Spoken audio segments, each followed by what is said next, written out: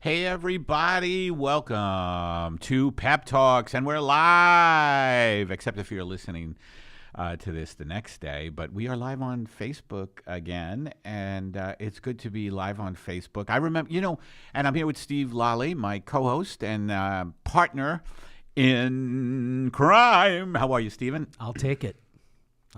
How are you, buddy? You okay? I'm here, man. We're a little down. I've started new antidepressants.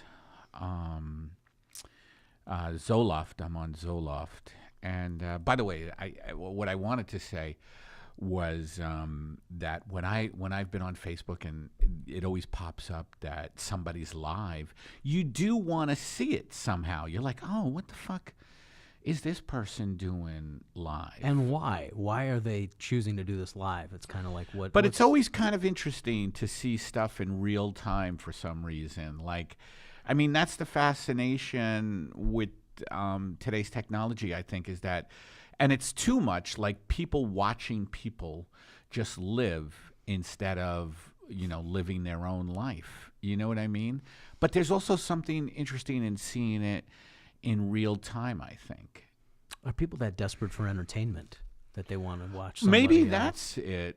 That they're desperate to be entertained. So thank you for tuning in, and I feel your desperation. I'm desperate myself. Steve is certainly a desperate person. I drove him up here. I pick him up in front of the post office in North Hollywood. So, I mean, that tells you everything, doesn't it? I'm here to make Eddie feel less desperate. That's my whole function. You're not doing a good job, buddy. I'm fucking up. My life's going too good for... Is it? Yeah. That's not the sense I get. I was just thinking a depressed podcast. Like, what's funny to me is how podcasts, and life in general, everybody puts on this happy fucking face.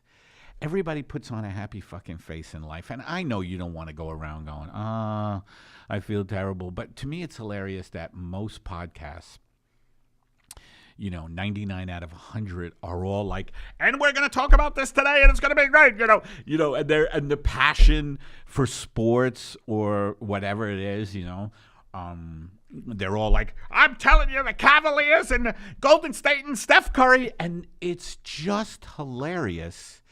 The level of, like, I want to say happiness or like passion people get into on that type of shit when life is so murderously stifling in so many ways. You know what I mean? And that's never dealt with, is how stiflingly murderous life can be. And that would be a good name for a podcast. Welcome to the Stiflingly Murderous Podcast. Welcome to Stifling Murderous Life Force.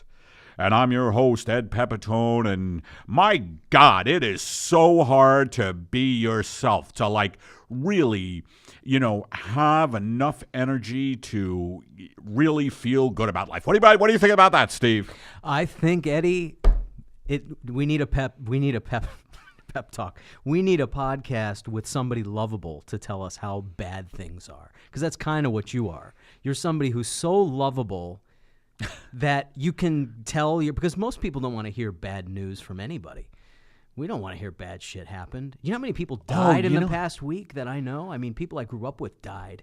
2-3 people died. Wow, you're in the bumming past me week, out, man. dude. Yeah, see, I'm not lovable. You're bumming me out, man. I can't deliver that. Hey, man, I just want to ride a wave, man. What do you mean people in your life are dying, man? I'm like doing that's the California surfer, right? Yeah. Who was like, hey, man. Spicoli. Hey, man, don't tell me about death. Dude, you're dressed like this 1970s California surfer. Am I really? Today, yeah. You got the... With the hat? Yeah, and with the stuff? shirt, man. You look like that guy hanging out in Malibu with a surfboard and looking for a toke. You know what I need? I partly need to get down to the ocean a little bit. I have not been down there in a while. Have you? I do every now and again. I don't mean to, by the way, brush over the fact that people in your life died. That's fucked up. What happened? It is fucked up. But I mean, out of the blue, are they older? Guy who was a year older than me just died. That I played baseball with growing up. What happened? I have no fucking idea. He just passed No away way. 2 days ago. I don't know. He's across the country. They're across the country. Well, a lot of people dying across the country. Yeah. A lot of people die across the country. East Coast. Yeah, every day. I like how, by the way, I like how you don't get my jokes a lot. Yeah. Like like you said, they're across the, the guys across the country. And I go, oh, a lot of people die across the country. An obvious joke about, and you just look at me like, because it's too corny for me to even okay. pick up on. You got it. I'm too hip for your corny fucking jokes. Although I want to, I've seen Eddie in and out of his element. He's been in his element and out of his element. They don't know what you're talking about. They don't know. They don't. No, I have a Honda Element, so I've been in and out. He's been out of it lately. But yeah. So no, but people are dying. People are fucking dying. I know they are. People are fucking dying. I know they are. And everybody. They're young people. Young people are, people under 50 are dying, dropping dead left and right. I mean, it's the way I'm saying it is funny, but. It's really no, not. You're not. It's this not guy funny. You're laughing though. The guy because it's so dour. It's so dour. What are you gonna do? You have to laugh. I mean, what the fuck are you gonna do? Well, now you're talking about one of the huge things in life, and I'm glad it's on Facebook Live, is death. I mean, it is so scary because I was thinking about it today. I always think about just like realize, because life is about living. You want to live to the fullest. You want to get the most out of life. And if you're constantly in fear, it's kind of a sort of death. Like fear is a sort of death. Do you know what I mean? Do you know what I mean by that? Like because I live in fear, like I just have a lot of fear, a lot of anxiety in me.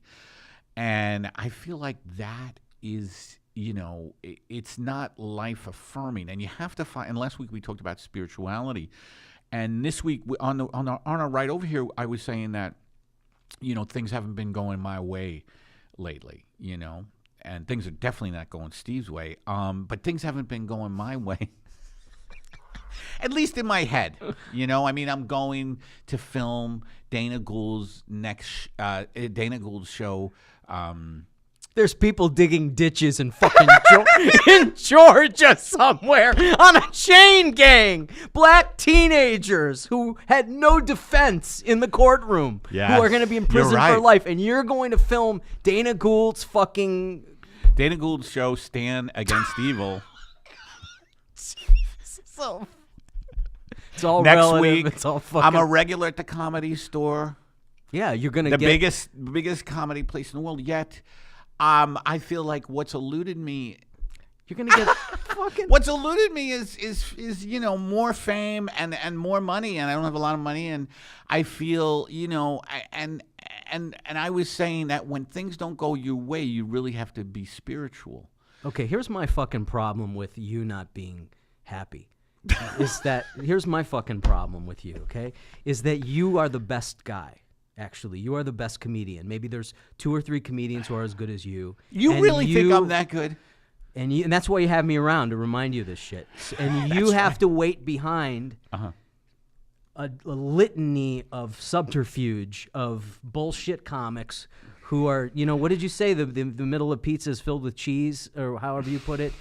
And so you have to wait behind comics who aren't as good as you, and that's your main fucking. That would be my problem if I were you. What I guess the problem is, if you want to talk about comedy or art, to use that word, is it's all about making money, right? Like I'm thinking of the Hollywood agents and the way things are run and the way it's a stock market of intellectual property. This city is just trading what stock they think is up, what stock they think is down. They're getting rid of. There's no art being created in L.A. This isn't where people go to create art. They just trade. They don't know what's good. If they knew what's good, they wouldn't be carting out solo movies.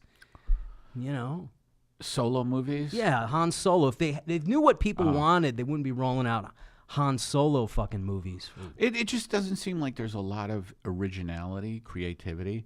But I remember one of my friends saying, well, why don't you make your own fucking movie then, instead of bitching about it? Because it takes millions of dollars to make your own movie. Oh, you wrote a screenplay that I still haven't fucking read. See, fucker. Steve gives me a screenplay about a. Well, I shouldn't say what it's about, right? Don't tell him what it's about. But I haven't read it. But we give a shout out to Mike Battaglia, who wrote the script. He was on Breaking Bad. He's my buddy, longtime comedy buddy. I was never on Breaking Bad. You were never on Breaking Bad. I would love to have been on Breaking Bad. But you have a bit more thriving career than him. Yeah. Well, So we have some ads. Matt, our producer, has been on vacation. I think he's coming back today, but he's been on vacation. He sent these in, Matt Rasamoto. And this first commercial, it's a new sponsor. And this one is from Zippy Ice.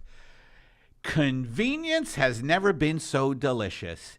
Zippy Ice delivers the ice you need when and where you want it. That means less prep time for drinks, less melted ice, wastewater, and more control over your schedule.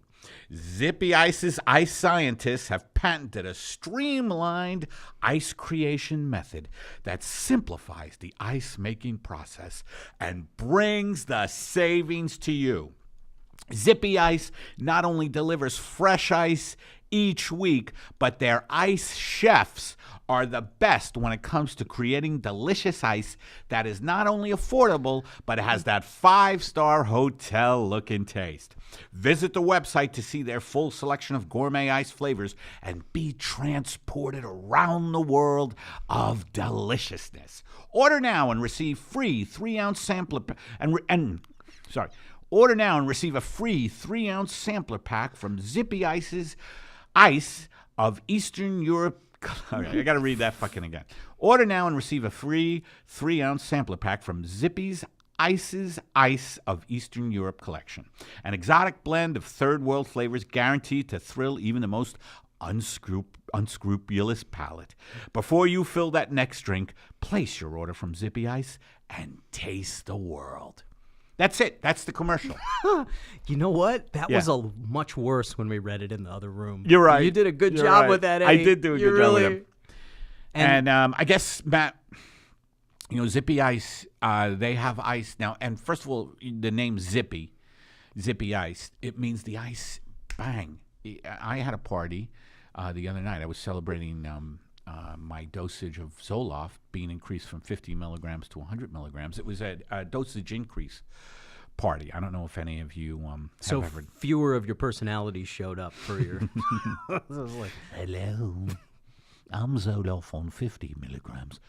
I'm Zoloft on 100. But Zippy Ice got there, and I ordered, and it was getting close to the time that everybody was supposed to arrive. There were people on Lexapro, there were people on Cymbalta, there were people on Wellbutrin. And Zippy Ice got the ice there so quickly, and and I'll tell you, their delivery guys, they have little icicles in their eyebrows because they're freezing. Right. These people are freezing. Anyway, what I'm saying is that the Zippy Ice people really believe in ice. Right. And ice is deporting people, and Zippy Ice has had to, they've been targeted by a lot of immigrant groups who don't know the difference between their company and. Yeah, Zippy Ice has been, they've had their place, looted and ransacked because people are thinking that this is the immigration. What does that I stand for? ICE. I don't know what it stands for. Wow, that's pretty bad. Immigration Customs Enforcement. And, people have been looting and ransacking their offices because they think they're the fuckheads who are deporting people under that fuckhead Trump. But no, they're an ice company, folks, Zippy's Ice. So don't, and they've been, a lot of their guys have been beaten to within inches of their lives, and they're still getting the ice out quickly. Right. No, but they're still meeting their deadlines at Zippy Ice. Amazing. So please support Zippy Ice. Wow, I can't believe you on the ball came up with that whole fucking whole Lord of the Rings narrative of the Zippy Ice. Yeah. That was amazing. So anyway, So back to the suffering career that you have. This struggle. No, I mean, it's just hard. Our biggest enemy, folks, I think and this is what this podcast is about. Our biggest enemy is ourselves. That's our biggest enemy. Yes, there are definite enemies in the world. Monsanto, Bilderberg, Republicans and Democrats, particularly Republicans, but definitely the Democrats as well. Who did you mention? The Bilderberg Group. What are they? They're Talk like about one them of for a these second. groups that get together and plot how they're going to carve up the poor. And Well, we've had a corporate takeover of the world. However, even within that, I think our biggest enemy is ourself, and we have to find a way to, and we have to deal. By the way, I don't want to be totally one of these self-help guys because, all that stuff we just mentioned, the corporate takeover of the world, basically. And I was reading an article, and not to brag that I read articles, folks, we know. We heard the Chris Hedges the other week, dude. We heard the whole Chris Hedges article. You read it off Was like that too the much? fucking Declaration of. No. That was too much. It was. I was depressed for like days after you read that. Why? Because I don't like if someone's reading something aloud to me, I like it to either be pornography or Frank slowly went inside Matilda. He went. And Steve is just going, yeah, thank you. I could just see you on, like, when you're on your deathbed, which, year and a half tops, and, like, I'm just over you because I think I will outlive you for some reason, and I'm just over you reading, Frank slowly went into Matilda. He penetrated her for the last time. The voice of Mr. Burns. You're gonna read this. Let me finish what I'm saying. If I have something read aloud to me, I like it to either be pornography or Dickens. I want Dickens. Remember? It was the best of times, and I'm just in like a top hat, your hospital bed. It was the best of times. It was the worst of times. But little Tuffery, little Tufnell would run into the store looking for gifts, and then he was thrown in the fucking workhouse. You want Dickens? I'll show you Dickens. Just come to my place.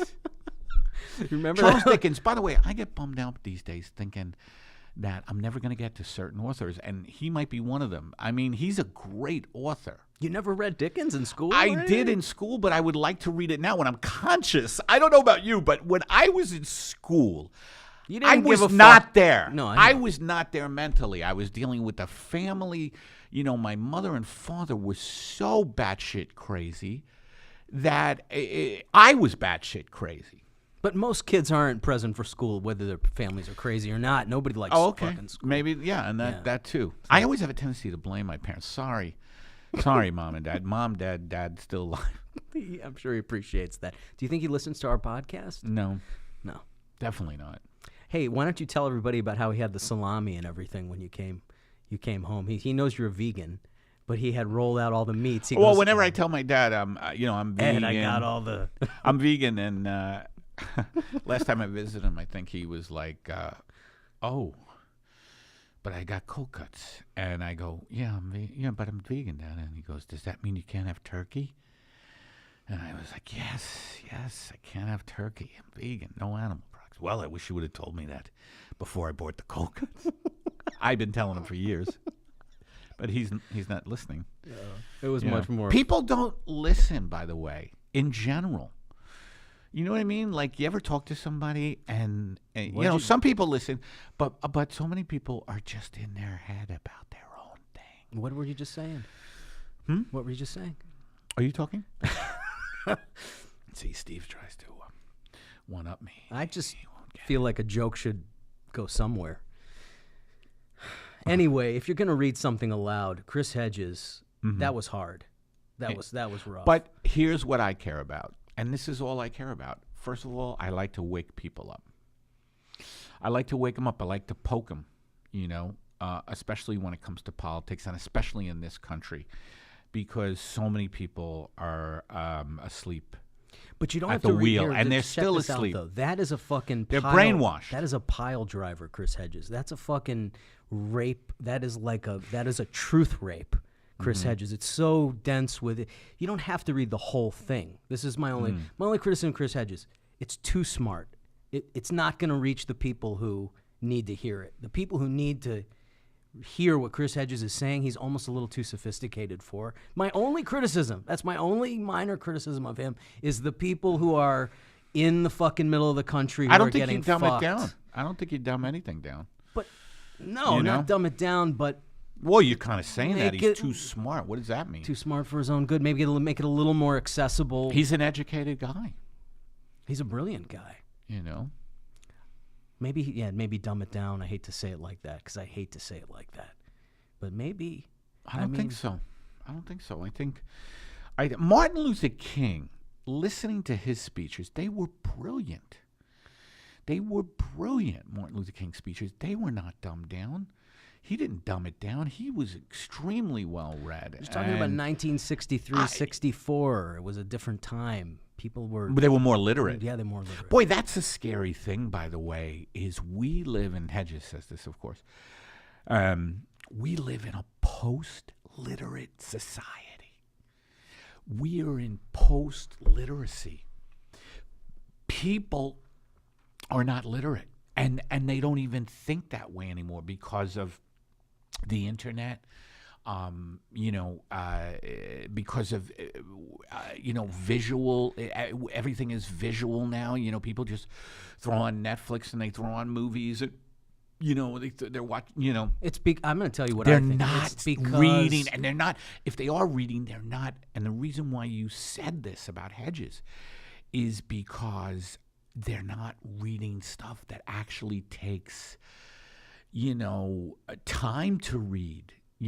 Everybody's now wired to be, everything has to be Instant. done quick, quick. And that's also- that's a horrible thing. But also, the culture for decades has not made it seem valuable. Has not made it seem valuable, of any value, to be able to be educated in any way. That's right. So- Because and that's part of the corporate takeover. Like they want the vast majority of the population they want to just plug them in to their little specialty jobs, whatever they are, even if it's a tech job. You just are specialist in tech. It used to be where people would be educated in the humanities, and that would be a great degree. Now people go to college. I'm going to study finance. I'm going to get ahead of Jack. I'm going to be a what? I'm going to get ahead of Jack. Jack, yeah. I mean, I'm going to get ahead of Joe. I'm going to get ahead of Mary. Frank. I'm going to get ahead of Frank. Nancy. Or Tyler. Bobby. Now. More like Tyler and Chad. Now, Frank and Joe were back in the old days. But yeah, it's... Yeah. It's fucked up. It's fucked up that, education, literacy, but more humanities, more like a broad education, more like nobody's reading, philosophy. Oh, what a waste of time philosophy is. Well, that's you know what I it. mean? It's not valuable. Nobody's reading literature like Dickens, But it's not valuable. Even in the good schools, the quote-unquote good schools, the fucking good schools are totally in corporations' pockets, they're churning out fucking robots, and it's scary. Man, it's really fucking scary. It's scary that we live in a post-literate society. What do you think of that? Most people have an 8th grade education. That's the average American Is it? education, an 8th grade education. Is that the average American education? I mean, I read that. So maybe And it's you don't true. read too well. Let's put it this It could've- way. I'm post-literate. said- I'm post-literate. It I'm could have from said the- something else. It could have been an article I'm from about the previous generation. Could have been so- an article about the benefits of chocolate. But yeah, Look, if it's we 9th grade, are if in, it's 7th grade or 9th grade, 8th grade is a good. and why it's scary is because people need to be taught through great art and through great literature and the humanities, great philosophy. They need to be taught empathy. They need to be able to think. They need to be taught to be able to reason. They need to have a sense of magic in their lives. I think here's the big thing. I'm glad I hit on the word magic. I think our sense of magic, maybe it's just me, but I feel like our sense of magic is being beaten out of us by the military-industrial prison complex. What do you think of that? More like imagination. I think the imagination is being like Well, is being like surgically removed. well, magic imagination, yeah. I mean, imagination would be the thing that allows you to deal with yourself. But maybe that's possibility. You know what I mean? It's like possibilities. Because I think I feel the most depressed when I feel like my possibilities are limited. You know, because there's Dude, such. think of the fucking mind that God gave you, that you can go on and fuck. First of all, we went to the Comedy Store on Wednesday, and on the way there, Eddie said, "Look at the fucking 101. Look at that. I go, Eddie, you should open with that." He fucking opened with, now, just so you for who are not in comedy don't understand this. The 101 is a highway, by the way. Don't go on stage and open at the Comedy Store. At the fucking the main room of the Comedy Store, comics don't go on and open with the thing they were fucking talking about on the car ride to the show, and then close with the thing they were talking about on the car ride away home, and probably don't remember they even said it, because the mind that God gave you that you can do that. That most of these comics are going on reciting routines. Right. That there's nothing to be depressed about, dude. You gotta like Well, I mean. Yeah, I don't know why depression. I don't know. I don't know what that's about. It's fear. It's pent up. It's What's your main fear? Do you have a main fear? I think wind up being homeless.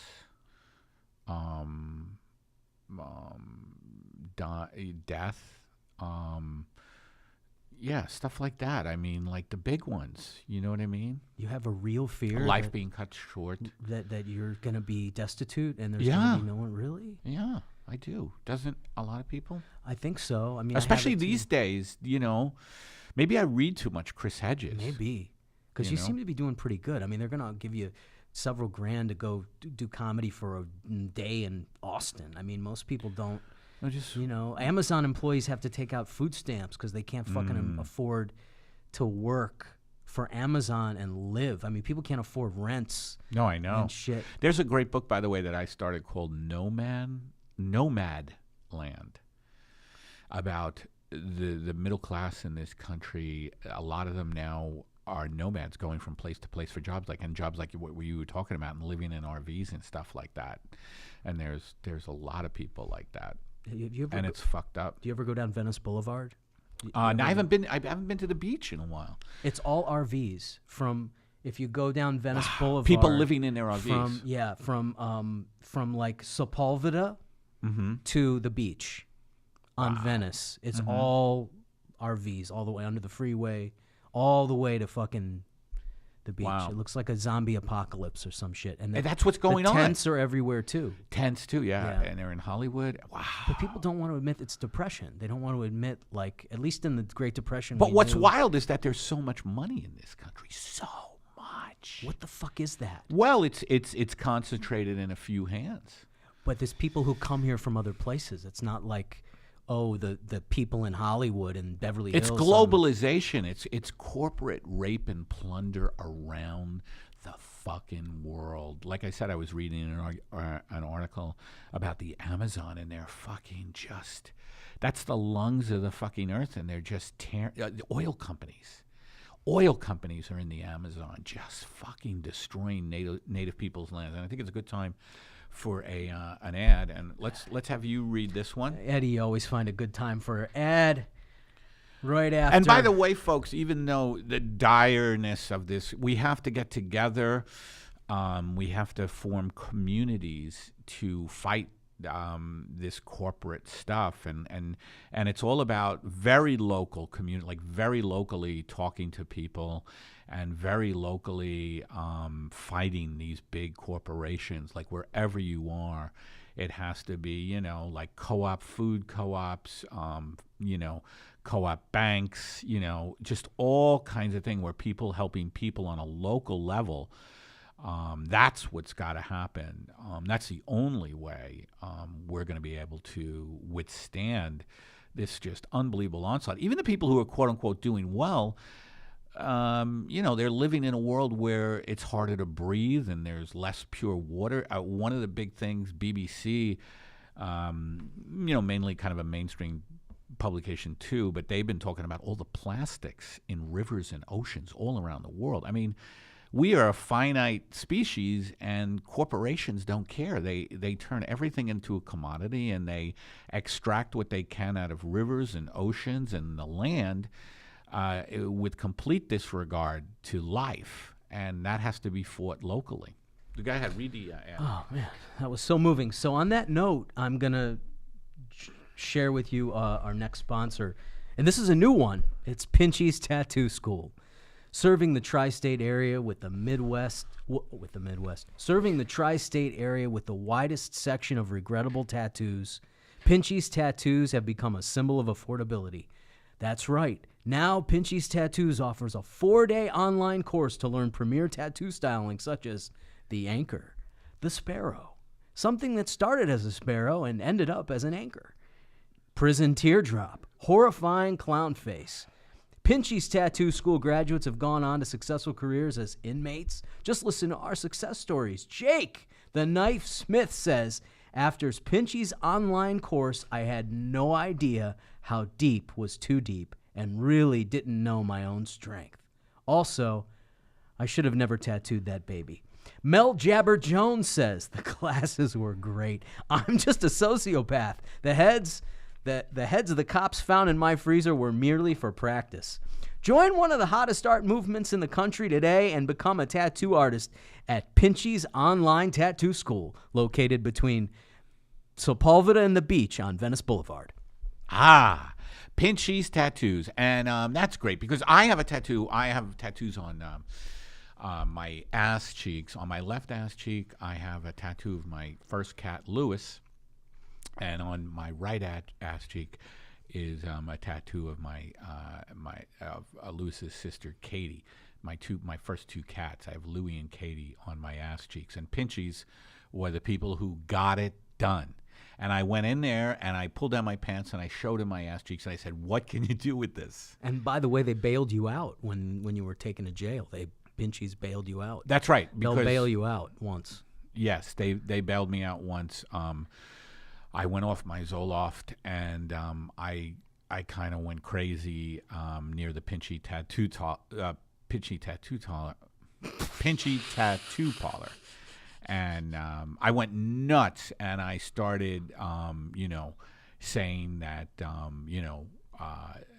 too few people in this world have way too much power. I started going crazy, like saying we need to put life before corporate profit. We need to stop wars and the killing machine. And I was just off the rails, I heard something different. I heard you ran through the valley in your underwear. All right. I did that. Screamer. So what? What good celebrity hasn't done that? Martin Lawrence went nuts at a traffic light. Did he?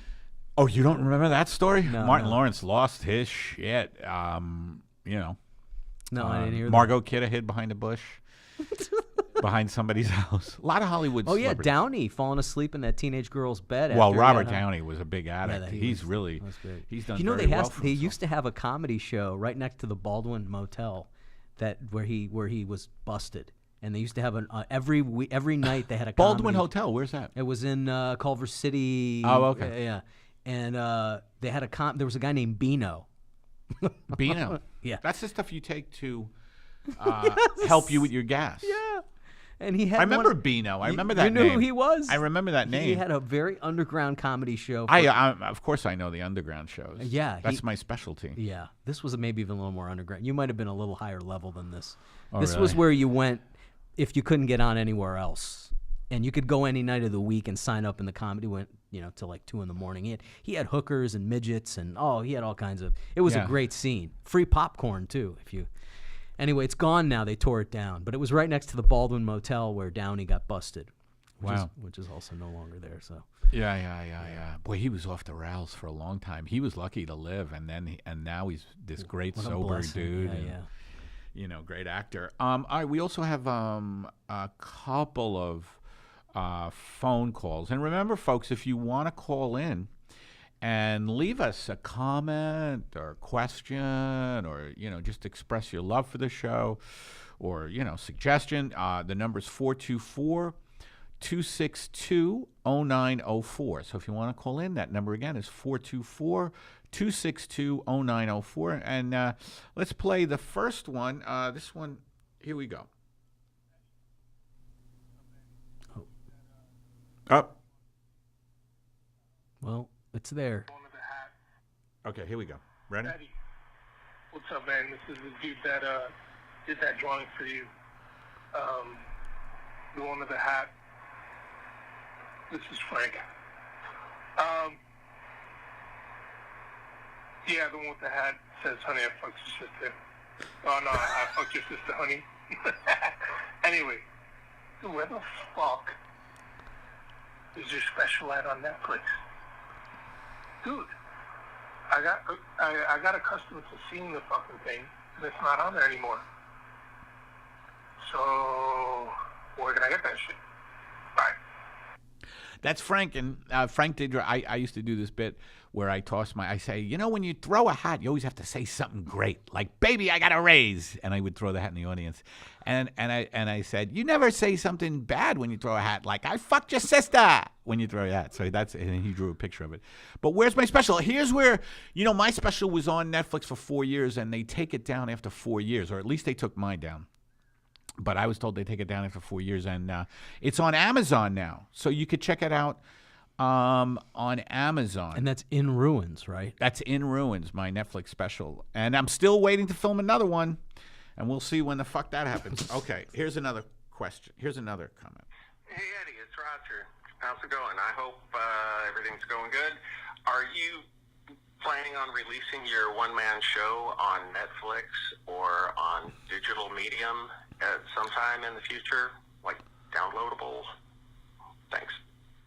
Thank you, Roger. Yeah, my one-man show, In the End of Days, about the apocalypse in L.A. I am at a crossroads with it. I'm waiting to hear from the Montreal Comedy Festival, and if I get in there, we'll see if I'm going to do it. But I'm figuring out what to do with that show. You ever been at a crossroads with a show or a book or a project? Like, I like it, but I feel like it may need some work. So I'm a little right now trying to figure out what to do with it. What do you do with something like that? I think your instinct's right. If you think it needs more work. Well, you saw it. You Yeah, saw it. What do you yeah. think?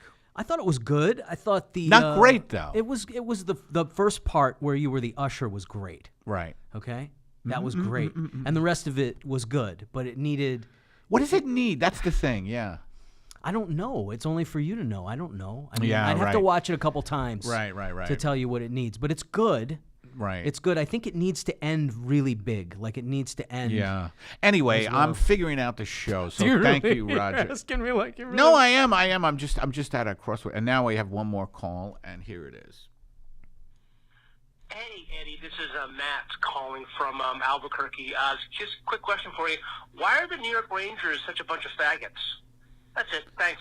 What the hell was that? You know, I'm such a big hockey fan, and I love hockey, and anybody who follows hockey. I never talk sports on this podcast, even though me and Steve are big sports fans, right? You love the Cubs? Love them. Any You Chicago Cubs, Bears, Bulls. Oh, okay. Blackhawks. And Blackhawks too? Blackhawks, Oh, cool. yeah. But so many podcasts talk about sports, and I feel like, I really do feel like it's true that, on the whole, it's true that you lose half your audience when you talk about sports. But that's a guy from. And I'm not a sports podcast, Al- but really, you know, lose half this your guy, audience when you talk about sports? We should I would talk think. about that. What the fuck is that? What do you think?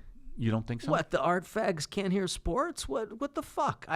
You know what I mean? Like, I love that there's other creative Yeah. people I can talk sports with. Right, me too. When I was in college and I met all the theater people, none of them gave a fuck about sports. So I didn't. Yeah. It was a weird kind of. You know what I mean? Like, I like other creative people who can talk about sports. When I go home, that's Yeah. the whole bond with my family. We wouldn't Yes, even have I a family know. bond if we didn't have sports.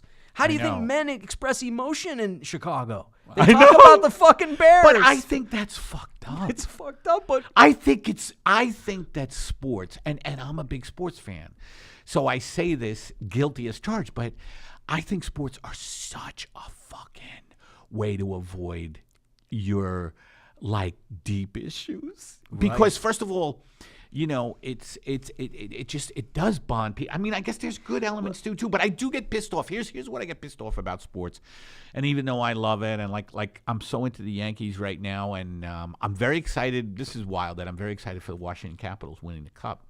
I mean, they're up 3-1. And they're Why are you? Because they've never won it. It's a great sports story. Ovechkin has been in the league 13 years. Well, shit, you must have loved it when the Cubs won the fucking World Series. Yeah, I was into it. I was crying. I mean, I bullshit and say, oh, well, these asshole Cub fans who were, emotional about it. But even I was like, wow, that's pretty cool, That's pretty cool. And the way they won it with the rain delay and the fucking, it was like a natural, like a movie. You know what was amazing about the Cubs winning the World Series was that they beat another snake-bitten franchise, the Cleveland Indians, who haven't won it for so many years. Yeah. And then the Yankees knocked them out last year, which was beautiful. But, So what I think sports also is it's an avoidance. It's like, fucking baseball games are 3 hours long. Like, I always think I should be, writing. What I realize is that here's what I think. If I would spend as much time on my career as I do watching my teams, I'd be way, but who way the ahead. fuck? Who sits down and really pays attention for 3 hours to a baseball game? You do other shit. I don't sit and it's like elevator music. It's like, you can do other stuff. Yeah, that's true. Except the playoffs. They're every that's pitch. Different. That's totally different. Yeah. It's a long season, 160 games. Yeah, basketball. Baseball is like baseball. That is the great thing about baseball is that you have it on in the background. It's like the background to your life. You know what I mean? And there's been great books about baseball. Baseball written, The Boys of Summer, by Roger Kahn, I think. And then movies. The Natural. What's your favorite baseball movie? I think it's The Natural. Natural's so good. And The Natural and Bull Durham is great too.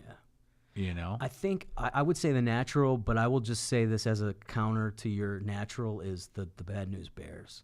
The Bad News Bears it's a good one. Is one of the greatest. I love Walter Matthau. I'm a big Walter Matthau fan. So fucking good. You know what's great about that movie though is that it's really not about baseball. It's about the drunk fucking manager who's just trying to do his community service, right? Mm-hmm. And he takes these kids who suck, and he makes them winners. But what he has to do to make them win is cheat. He has to make them, and they're little kids. They're like 8 and 9 years old. Did they cheat? They cheat. Oh yeah, because he's a fucking ex-ball player. He knows what it takes to win. He takes the kid who's the big kid. He puts him on the team. He gets the girl who can pitch. He puts all these other players on the team who are good, and then those kids don't get to play. And then they win, but they're unhappy. And he tells them, didn't you want to win? Didn't you want to fucking win? And they all look at him. They're all these little kids. They're like, he just told them Santa Claus isn't real. I love Walter Matthau, man. I love Walter. Are you a Walter Matthau fan? Big time. Oh, yeah. Matthau fan. Are you kidding? Yeah. Hysterical. Yeah. What's your favorite Walter Matthau movie? I think Odd Couple? No, Bad News Bears, I think. Bad News Bears. Yeah. I love when he's interacting with Jack Lemmon in The Odd Couple. He was also in, was it The Apartment with Jack Lemmon? No, he wasn't. That Apartment was Jack Lemmon and Shirley MacLaine. Okay, so it was a movie where they were scamming a insurance company. I forget what the name of it was. Taking a Pelham 1, 2, 3 was Walter Matthau, wasn't it? Well, that's completely different. He was serious. Yeah, but it's still great. Yeah. It's still great. But that's like a personality like that you don't see in movies anymore. I always wanted to be Walter Matthau. Well, that was one of the guys. Jackie Gleason, I love Jackie Gleason, and I love Walter Matthau. I loved Jack Lemmon. And the reason I'm mentioning this, folks, and mentioning sports, is I'm trying to mention the things that give me joy, give me joy, and make me want to live. You ever have that feeling? And sports fans will relate to this, where like you just feel like shit, and then you remember the Yankees won or your team won, and you're going to read about it in the paper. You're going to look at the stats too. You're going to look at the box score. You're going to see the highlight. These days, see the highlights, and you're going to be like, okay, at least the Yankees won. Me and my friend Murph, we talk about this right now. He's going through such rough times. My friend Barry's going through such rough times, and I'm just like, hey, Murph, none of it matters. Judge just hit a 2-run shot. This thing went about 450 feet, man. You know what I mean? I do know what you mean. It can make your whole day better. It's Yeah. a good distraction from life till you need a distraction from it. But I just think that we need to be able to make our day better by breathing, by being in the moment, and not constantly, being distracted, with the latest, Here's the big thing I have against sports is that it's so corporate. It's so corporate. And all the shit I rail about, it kind of embodies now. I mean, this bullshit about the national anthem. We haven't talked about this bullshit. The Eagles, and good for them for not fucking going to the White House, to collect their fucking ring or whatever. They keep making football more like a military industrial thing. Well, it came out that the military, the Pentagon, was paying the NFL. A couple of million a year to do this big, flag promo of the military. Yes, they paid them to do that. Wow. And so they've turned sporting events into America. It used to be just a national anthem. Now it's, at Yankee Stadium in the seventh inning stretch, they bring out all this military stuff. And it's just to make the population fucking, this bullshit patriotism. Like here's the thing I have against it is let's celebrate the military. Meanwhile, fucking your infrastructure, your schools are going to shit. It's all bullshit. It's all, let's celebrate our lives. Let's celebrate our country in a real way. Let's celebrate it with education. Let's celebrate it with education. Let's sell it with community centers. Let's celebrate it with, jobs for everybody. Not, this big show of force and military planes and war around the world and death. It's either death or life.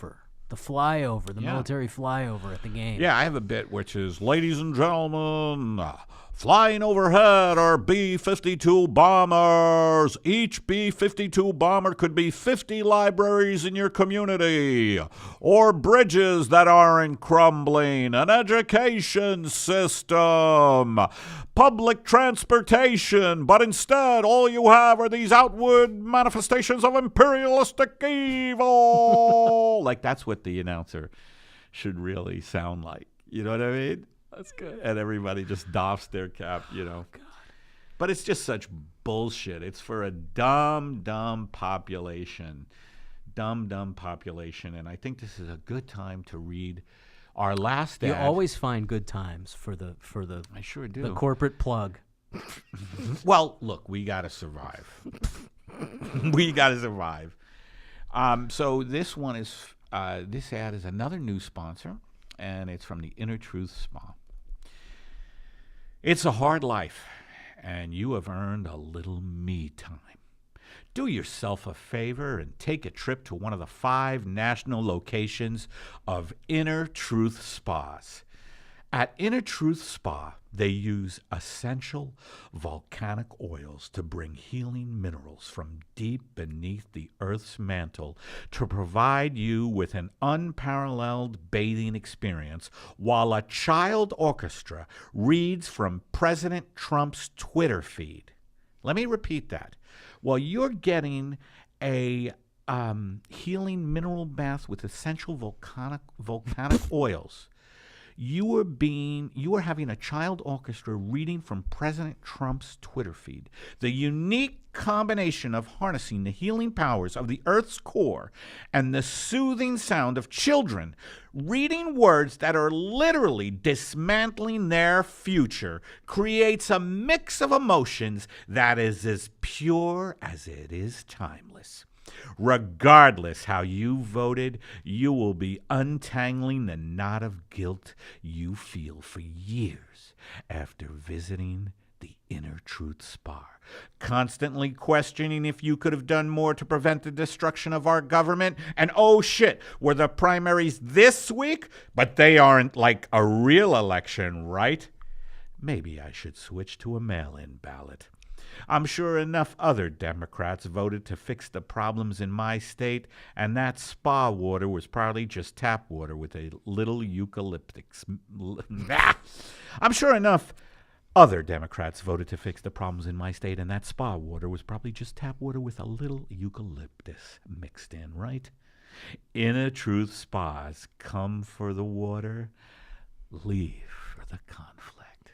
That's great. That, Inner Truth Spas, I mean, and again, our commercial is written by Matt Rasamoto, vacationing in Maryland this week, which seems to be, I don't know if that's an oxymoron or is that the word? When you say vacationing in Maryland, and like, can you vacation in Maryland? I guess you can on the coast. When you say vacationing and then you say in Maryland, it does create a conflict in the imagination.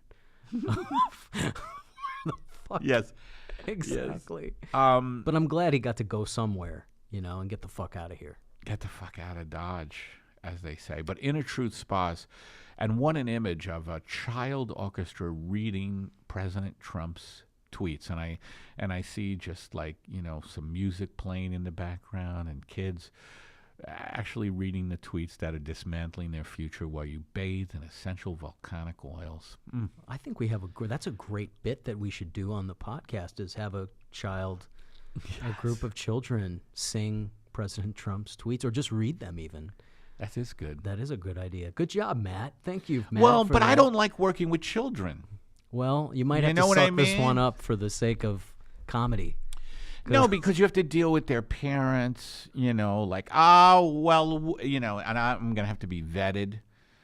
You know what I mean? Because we want young kids, right, to read this. It'll sound good if it's like, whatever Trump. I haven't read any of Trump's tweets, nor do I care to, but I hear them on the news, I guess, occasionally. Well, they don't have to be very literate kids. They don't have to be too old, because the tweets aren't really that sophisticated. Yeah. I think of a kid now as 35. You know what I mean? You're getting up there. You're getting up there, buddy. So I'm a kid, is what you're saying. How old are you? 40. Oh, yeah, you're a kid. You're a kid. That's why I have you around, kid. Hey, kid. So, all right, well, we're going to wrap up. Do you want Did you see anything funny on the street? Oh, yeah, we have a segment. Aaron, do you have the theme music? No? Okay, well, we have a segment. Did you see anything funny on the street? So I'm going to just do a little of that theme music now, and then me and Steve are going to relate what we saw. Ready? Here it goes. Did you see anything funny on the street? Da, da, da, da, da, da, da, bah. Steve, did you see, and try to think, you try to think, did you see anything funny on the street this week? As a matter of fact, I did not. You didn't. Now that's wild. Why does it have to be on the street, by the way? That's the name of the segment. But it could be off the street. And the street is full of stuff. And it's amazing to me. It's amazing to me that you didn't see anything funny on the streets of Los Angeles, like a major, major fucking city. I did, but I can't remember any of the funny shit I saw. Did you see anything funny on the street? I'm glad you asked. Let's see. Did I see anything funny on the street? Well, what I always think is funny is just doggies. Like just different. Oh, but that's in the park. Yeah, it's not on the street. That's in the park, so that does not count on the street. No. I saw something funny on the train. I didn't see anything. We could do that. Yeah, no, that's on train. All right, nope, we didn't see anything funny on the street again. All right, well, I'm going to be at the Altercation Comedy Festival in Austin, September 27th. I know that's a little far in advance, but I'll be in Austin September 27th. Next week, I don't think there's going to be a Pep Talks unless I do one from the road, because I'm going to be filming Dana Gould's show Stand Against Evil out there in Atlanta. So we're going to not be here next Wednesday. I'll be on the road. But I may just do a solo one from the phone, see how I feel, see how the Zoloft is working. How about, let's see if I have any. And I'm at the Comedy Store regularly here in town, folks. What about you, Stevie? What do you got? I'm going to be at the Ice House in Pasadena on the 29th of June, 10 p.m. Come check it out. Come check out Steve. I'm also on the 29th of June. I'm getting a colonoscopy. That is not open to the public. It is my second colonoscopy within 3. He wants it every 3 years now for some reason. Oh. But anyway, I'm really looking forward to it. I have a prep day on the 28th where everything gets cleared out. And then I go in clean as a whistle for my colonoscopy on the 29th. And by the way, they do film your colonoscopy, so I will be showing clips. Ladies and gentlemen, you can bet we'll be covering that colonoscopy on the next Pep Talks. So definitely tune in for that and tell your friends. They're going to want to hear, see, and feel that experience. And follow you on Twitter where? Lolly Comedy. Lolly Comedy. I'm at Eddie Pepitone. And please like my Facebook fan page. Go to my website and buy some merchandise, eddiepepitone.com. Shop Eddie Pepitone. I got vinyl albums I have vinyl albums. I have CDs. So check it out. And thank you, All Things Comedy Network. Thank you, Aaron, our producer, engineer, and Matt, our producer, Matt Rasamoto, who writes our commercials. And see you, everybody.